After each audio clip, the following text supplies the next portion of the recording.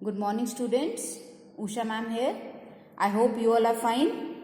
So students, today we will continue chapter 2, Is Matter Around Us Pure? This is chemistry chapter. So everyone take out page number 15. We will start our topic solution.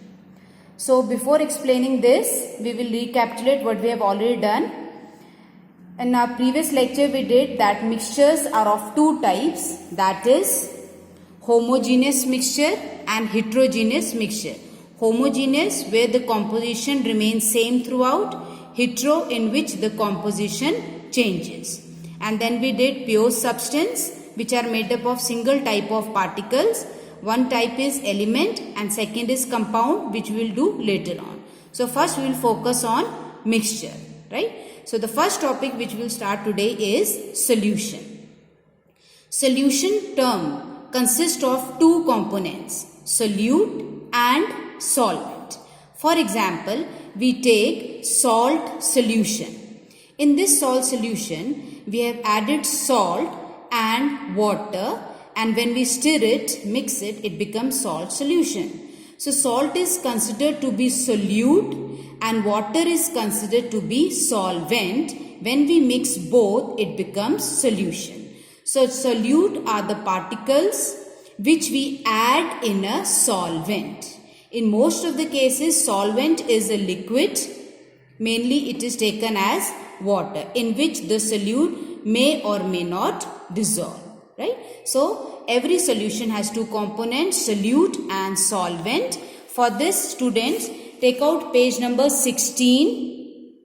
In page number 16, top para left side, mark this para. It has written the definition of solution, solvent and solute. So whole para with three definitions of solution, solvent and solute. Now we'll come back to page number 15, solution. So first of all you write down the heading true solution. So what is true solution or a solution? It is a homogeneous mixture of two or more substances, that is a solution. Like it is salt solution or it is a sugar solution. They are example of true solution, right? So for example, this is salt and we have taken a test tube full of water. I hope you all know this is spatula. We are adding spoonful of salt in it, and when we stir it, it will become what? It will become true solution of salt. Salt solution. Let us wait for salt to be dissolved in this. Now mark some of the important examples on the last para. Line number 8, a solid solution. Like we all say that solution has a liquid component as a solvent in it.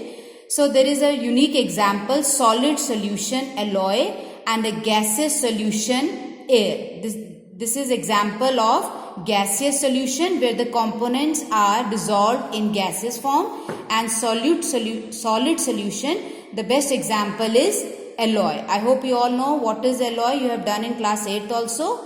Alloy is a homogeneous mixture of two or more metals or a non-metal. That is alloy. So it is considered to be solution because first we heat the metal, convert them into liquid form, and then we mix them. They solidify and become alloy. Right? Now next page, page number 16. There are some of important examples of true solution. First is sugar solution that I have told. Sugar in water. Sugar is solute. Water is solvent. We mix them. It becomes sugar solution. Then second is tincture of iodine. Underline everyone. Tincture of iodine. This is tincture of iodine. It is a medicine which we use, but mainly we don't use it at home. It is used in hospitals in case of accidents. So tincture of iodine. It has iodine crystals as solid and it is dissolved in tincture, that is alcohol. So in alcohol liquid, iodine crystals are dissolved. We just mix them and we get medicine tincture of iodine, which is used in cut and wounds. Third, the most common example which we all use during summers, that is cold drinks, aerated drinks. Now students, in aerated drinks, it has sugar as solute, it has water as solvent, it has carbon dioxide, that is solute. So sugar, solute, water, solvent, carbon dioxide, solute. So gas, liquid, solid. They all mix together with little bit of coloring agent. We get aerated drink, which is an example of solution. Right? So, and last is air. We all know definition of air. It is a homogeneous mixture of many gases. So many gases, they combine within the gases with each other and form air. So this was about true solution. Now properties. First, a solution is a homogeneous mixture. Like I mixed salt and water, but you cannot identify here. Salt particles are not visible here, right? So you cannot identify because it has become homogeneous mixture, uniform composition throughout. Second, the particle size is so small, second property, that you cannot see them by naked eyes. You all can see salt particles are not visible here. So they can be seen only under high electron microscope. They cannot be seen by simple compound microscope. No. So the particle size are too small to be seen by naked eyes. Then third is, we cannot separate, like you cannot see soil particles or salt particles in this. Sorry, not soil particles, salt particles in the solution. So if we pass it through filter paper, so student, this is filter paper. We will fold it like this, double fold, and we'll make a cone.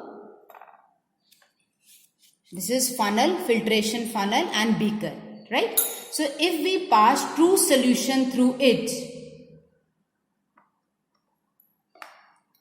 we'll just wait for a few seconds. When we pass true solution through filter paper, we will observe that there is no residue left in filter paper. Why? Because the particles are too small. You can see there is no residue of salt particles because the particles are too small and they easily pass through the filter paper. So that is the point, that true solution cannot be separated. The components cannot be separated by filtration method. And next point, they are stable. Stable means if we take true solution and we keep it for half an hour, 1 hour, 2 hours, the solution will remain as it is. No layers will be formed because salt or sugar has completely been dissolved in the solution. So this is what true solution. And there is one more point, that is third point, that I will explain you tomorrow with the experiment, that is Tyndall effect. So students, now mark properties of a solution, 5 mark question. Point 1, homogeneous mixture. Point 2, the particle solution are smaller than 1 nanometer. Point 3, they do not scatter a beam of light passing through the solution. Point 4, cannot be separated by filtration method. Point 5, the solute particles, they do not settle down when left undisturbed. That is, they are stable. Thank you, students.